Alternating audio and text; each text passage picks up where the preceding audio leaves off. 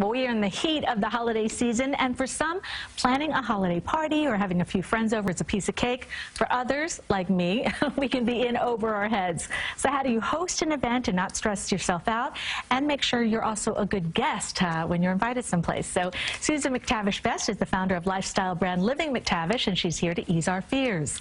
I told you when I met you, I was like, I need your help. I'm one of those people who completely stress out over this issue. And I was reading your tips, and one of them is just to keep it simple. Try not to be a perfectionist, you know. Why stress yourself out more? If you're stressed out, you're going to stress your guests out. So don't try and cook 23 different dishes. Maybe just try and cook three different dishes.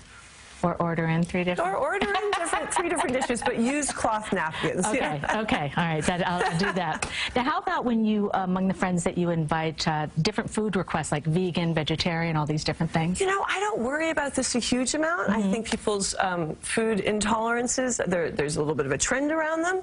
They tend to be mostly of interest to the person who has them and maybe their mothers. And so I cook, 3 or 4 different dishes, and there'll be something in there that a vegan, a vegetarian, and someone who can't have peanuts will be able to eat. Okay, so it's... So I'm not going to lose sleep over it. Okay. Yeah. You know, a lot of us in New York live in smaller places. Right, so yes. When you're setting a table, is it okay to have everyone... I mean, I think it's very fun to have people all crammed together around a table. You never know whether your friends might actually want to knock knees with each other. Why not, right?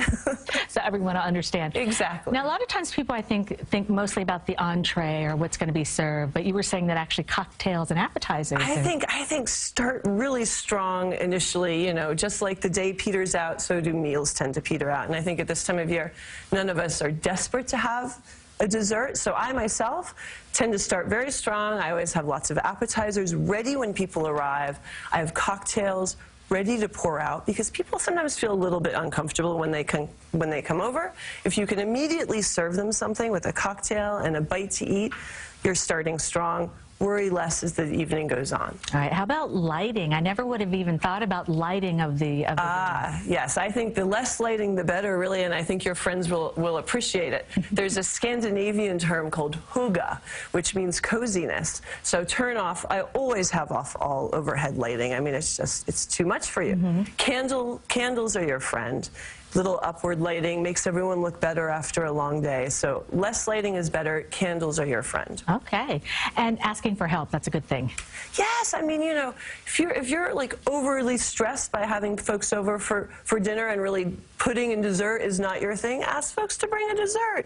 Ask people to bring wine. I live up in a walk-up in New York, so I live 4 floors up. I ask friends to bring bottles. I'm a little lazy. I don't want to carry the heavy things. They feel like they want to bring a gift. So ask for help. All right, let's talk about some tips for people who are guests of parties, and I'm guilty of not doing a lot of these things. One of the biggest one is to RSVP.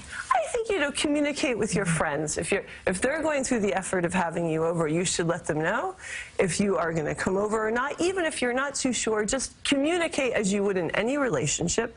This is a relationship with your friend. Let them know one way or another, but you don't have to be concrete. I like to know, I don't think I'm going to make it, but maybe I will. And the host gift is very important. And one that you had mentioned that I really love is the flower idea. I think it's lovely to be able to send flowers in advance of your friend having a party that arrives, you know, in the morning or the afternoon. They don't have to worry about having any flowers. It's already delivered.